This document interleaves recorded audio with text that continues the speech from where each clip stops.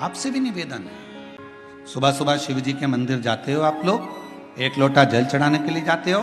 शंकर जी के मंदिर में जो निर्माल्य पड़ा रहता है, इधर उधर अगर कोई फूल पत्ती बेलपत्र सामग्री पड़ी रहती है, उसको उठाकर एक और जब रखो तो उसको प्रणाम करा करो। क्यों, किस लिए?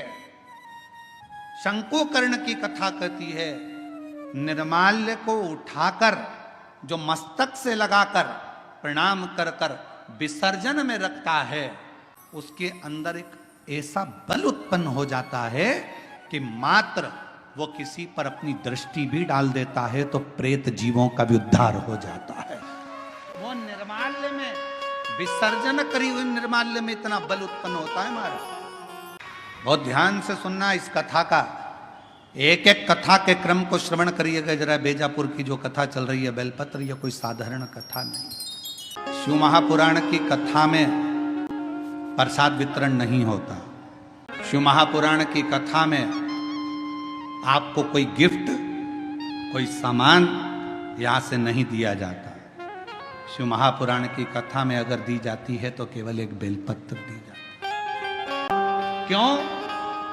क्योंकि हमारा शास्त्र कहता है, पद्म पुराण कहती है, अग्नि पुराण कहती है, नर्मदा पुराण कहती है, देवी भागवत कहती है, स्वयं विष्णु पुराण कहती है, स्वयं बरहा पुराण कहती है, वामन पुराण कहती है।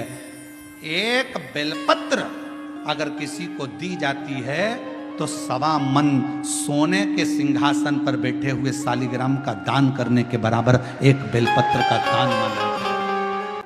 मेरा अंदाजा नहीं रहा, बेलपत्र को मैंने पटक दिया, प्रसाद को हम लोगों ने पा लिया, पैर को हमने बैठे बैठे अपने पांव से रोन दिया।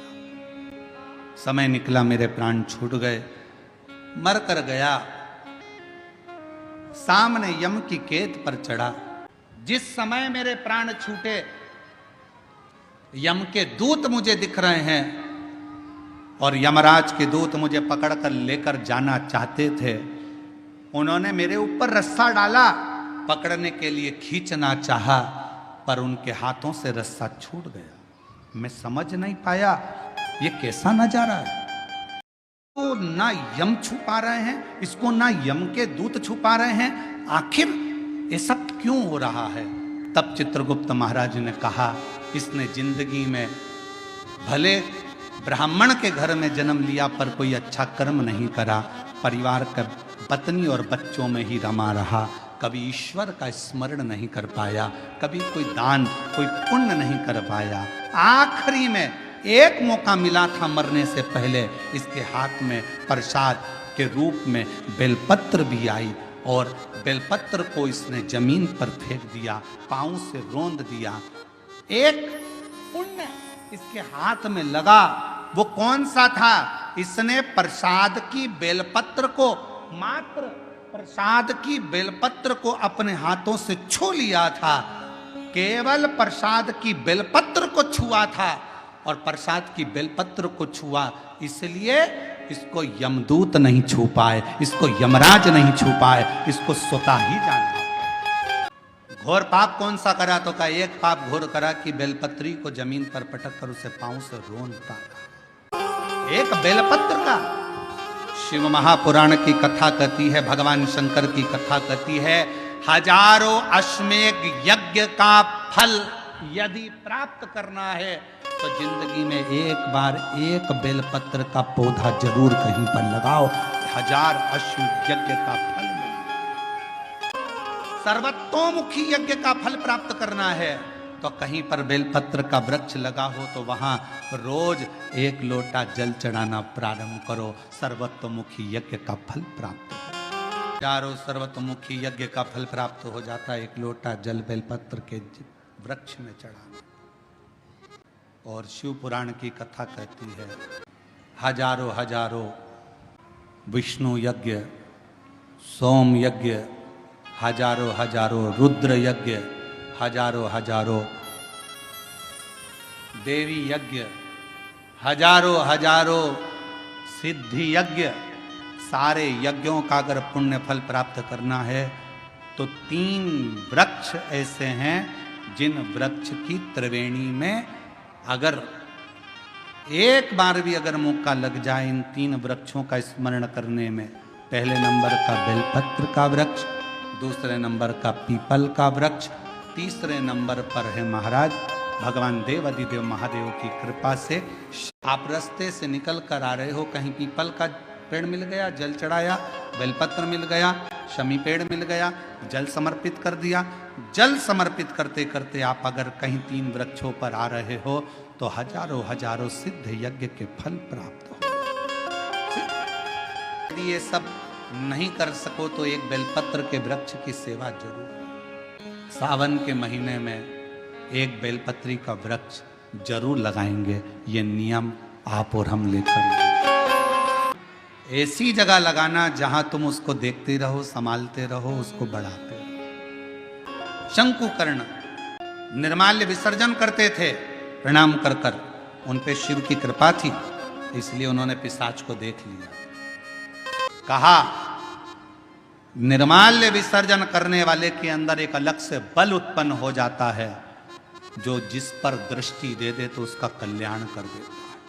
विसर्जन करने वाले पर इतना बल उत्पन्न हो जाता है कि किसी पर दृष्टि दे उसका उद्धार कर। आज को देख लिया, पूछा कहा मैं ब्राह्मण था, मैंने गलती कर दी, बेलपत्र को मैंने जमीन पर फेंक कर उसको पांव से रौंदा, इसलिए मुझे पिशाच की योनि मिली। इस योनि से मैं छूटूं कैसे? शिव जी का एक गण है जिसका नाम है कपर्दी।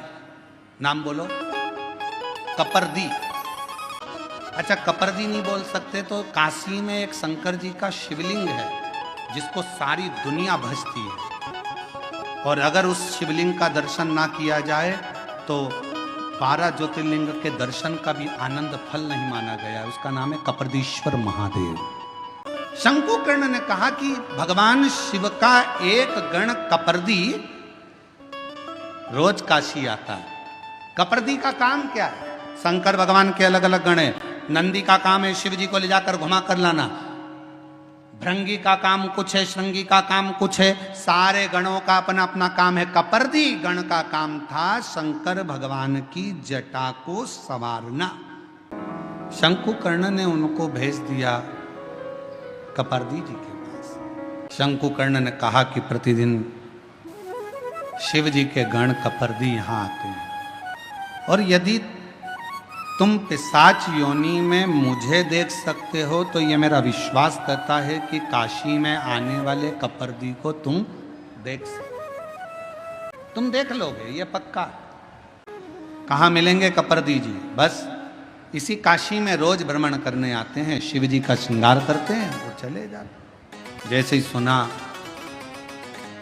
उस पिशाच ने ढूंढता रहा कपर्दी जी को। एक दिन कपर्दी गण निकल कर जा रहा था और उस पिशाच की दृष्टि पड़ी। बेलपत्र शिव महापुराण की कथा कह रही है। पीछे पीछे वो पिशाच जाने लगा, और पीछे पीछे जाता जाता कपर्दी जी ने एकदम पलट कर देखा तो पूछा तुम कौन हो? कहा कि मैं एक ब्राह्मण हूं, पूर्व में मैं ब्राह्मण था, एक बेलपत्र का मैंने अपमान कर दिया, उस अपमान के कारण बस मेरी पिशाच की योनि पड़ गई और मैं भटक रहा हूं, मेरे उद्धार नहीं हो रहा। आप मेरे उद्धार का कोई कार्य क्या करा जाए? और फिर निवेदन करूं मेरी जीजियों से, मेरे जीजाओं से, प्रयास करना कभी अगर मौका मिल जाए, बाबा अगर तुम्हारे ऊपर करुणा करे, कृपा करे, दया करे, और कोई अगर ऐसा योग संजोग बन जाए, मौका मिल जाए, तो श्रावण के महीने में कोई भी एक नियम अवश्य धारण करो। पूरे सावन कि मैं शिव जी के मंदिर जाऊंगी, या बेलपत्र को जल चढ़ाऊंगी, या शंकर जी के मंदिर का दर्शन करूंगी, या शिखर का दर्शन करूंगी, या शिव जी के मंदिर में 1 चावल का दाना या 2 लोटा जल का स्मरण, या बाबा देवाधिदेव महादेव का मंत्र स्मरण करूंगी। प्रतिदिन अपने हाथ में 2 लोटा जल भरकर शिव को जल की धार लगाऊंगी। कोई भी एक नियम अपने श्रावण महीने में अवश्य। कपर्दी को चिंता लग गई। कपर्दी ने पूछा पहले ये बता कि तुझे मेरा एड्रेस किसने दिया? शंकुकर्ण नाम के एक संत से मिलना हुआ महाराज से।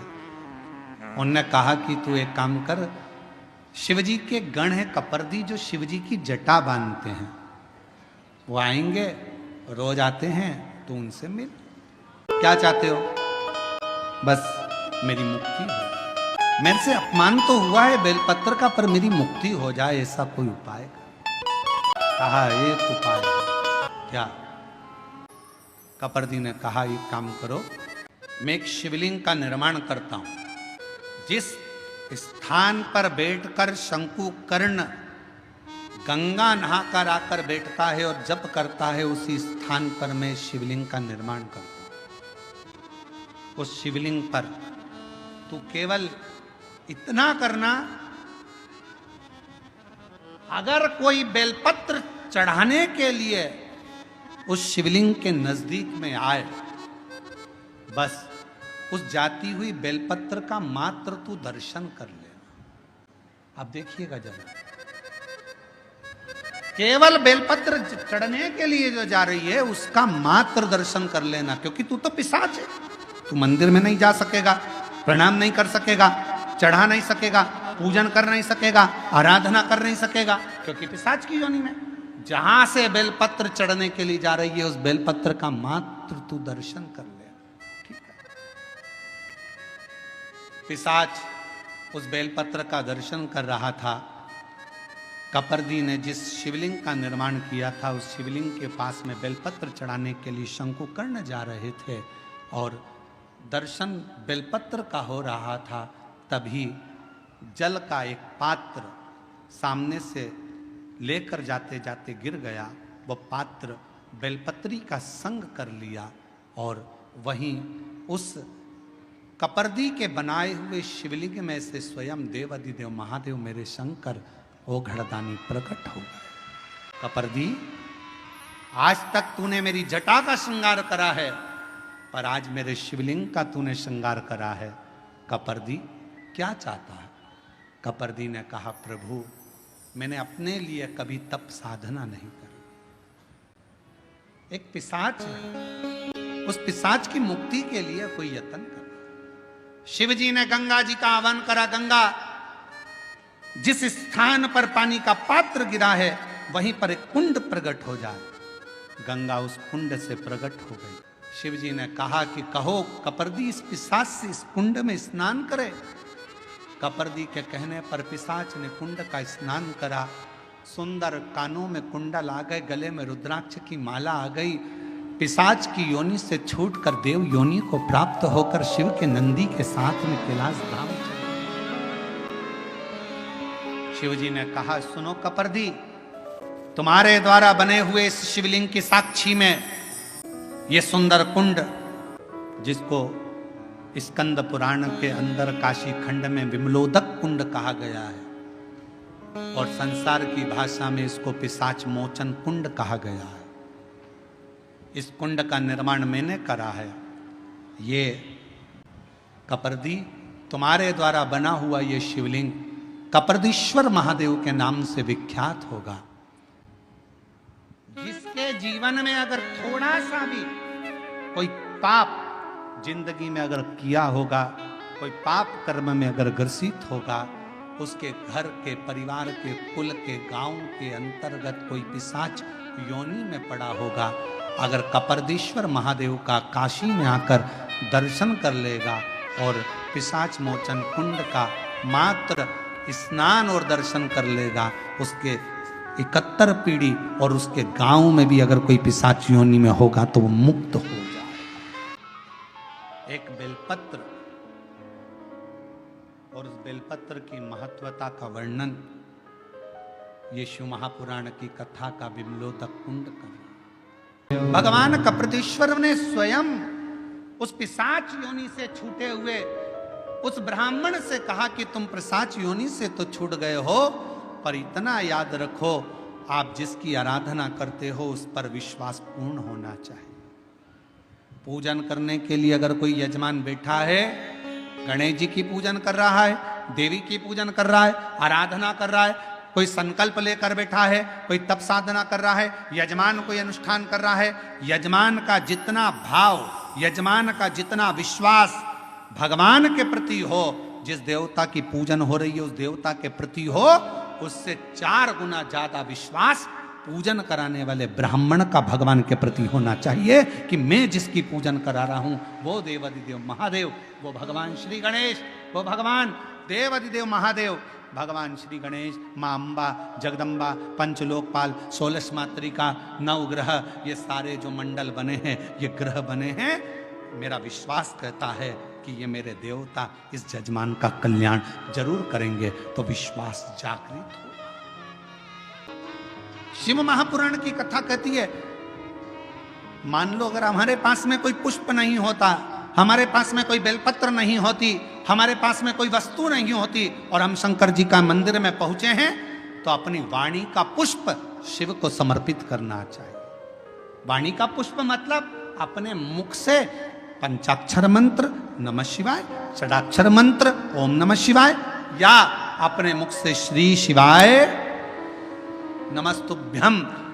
किसी भी शिवालय में जाओ, किसी भी तीर्थ में जाओ, महाकाल बाबा का दर्शन करो, चाहे विश्वनाथ जी का दर्शन करो, चाहे केदारनाथ जी का दर्शन करो, चाहे भीमा शंकर का दर्शन करो, चाहे घृष्णेश्वर बाबा का दर्शन करो, चाहे त्र्यंबक बाबा का दर्शन करो, किसी भी मंदिर में आप दर्शन करने के लिए जाओ, मंदिर के गर्भगृह में तुम्हारा प्रवेश नहीं हो रहा है तो बाहर खड़े होकर चिल्लाकर आवाज लगाना, श्री शिवाय नमस्तुभ्यम, श्री शिवाय।